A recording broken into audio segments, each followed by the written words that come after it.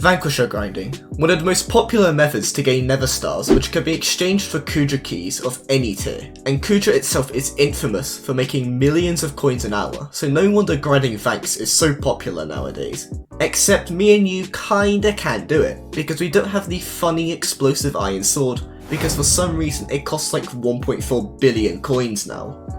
But somehow I have found a way to get tons of Vanquishers per hour completely solo with a very budget friendly setup, so you can still get those Kudra keys even if you aren't insanely rich, and you can earn a ton of money from doing this method alone, completely separate from the nether stars, meaning you can earn a ton of profit and get nether stars at the exact same time. But you're gonna have to stick to the end of the video if you want to learn how to do all of this. Before we get into all of that though, let's talk about the gear we'll be needing. If you haven't guessed already, we'll be using 3/4 Terra armor along with a nice Juju bow, which alone costs us about 20 million coins. Next we have to talk about the pet. Now personally I have found that using a skeleton pet with a crochet tiger plushie at around level 80 or so plus is quite suitable for this method. This is because the skeleton boosts our arrow damage pretty significantly and gives us a lot of attack speed, which is going to become really important real soon. Some other items you will need that will be really handy is an aspect of the end and a warp scroll to the Crimson Isle, but these are pretty cheap and are just general necessity items. This brings our total budget to 25 million coins, which is honestly pretty damn good in my opinion. Now let's actually take a look at what we're going to be killing. Now like I said, this method not only earns us a lot of Vanquishers, but also gives us a ton of money per hour, meaning we're going to have to be killing magma cubes found near the entrance. If you didn't know already, Vanquishers spawn from any mob in the Crimson Isle, and have about a chance of 1 in 640 of doing so. Now what's special about magma cubes and why we aren't killing blazes or wither spectres is because they have a 20% chance to drop magma chunks, which is how we're going to be making our money side of this method. More on that later though. Let's just talk about Vanquishers for the time being. What I recommend is that you use your Juju and get a Hydra stack of 10 from the Terra armor. This makes you shoot 3 arrows. Now to make this more optimized, try to aim so that all 3 arrows hit at least 1 magma cube each. This will significantly increase the amount of kills you get an hour, and it will honestly improve your rates a ton.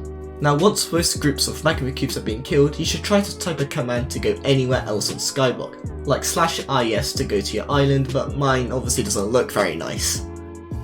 Then you could do /warp isle and then use your AoE to warp back and kill more groups of magmas. This surprisingly isn't actually that hard as it seems, and you get used to it yourself after a while. So let's say, hypothetically speaking, you killed enough mobs and now you spawned a Vanquisher. First of all, well done, and second of all, you should obviously try to kill it. But for some reason the Vanquisher doesn't seem to take any arrow damage when below half health. So me, trying to be a somewhat decent human being, I'd call out in chat that a Vank has spawned near the magma cube area and let other people loot share off of it. It's just a nice thing to do as you still get your own nether stars, it dies faster and other people will be very happy. It's literally a win-win situation for everyone. Now like I said earlier, let's talk about the money making side of this method.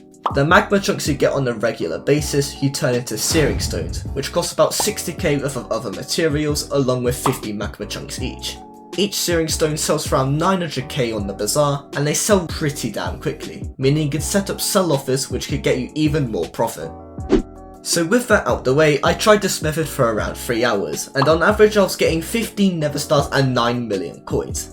This is really good. If you recall, this setup only costs 25 mil. If you compare this to your average Hyperion setup, you can get around 30 plus nether stars an hour, which is obviously a lot better, but this setup is very friendly for players who can't afford a hype.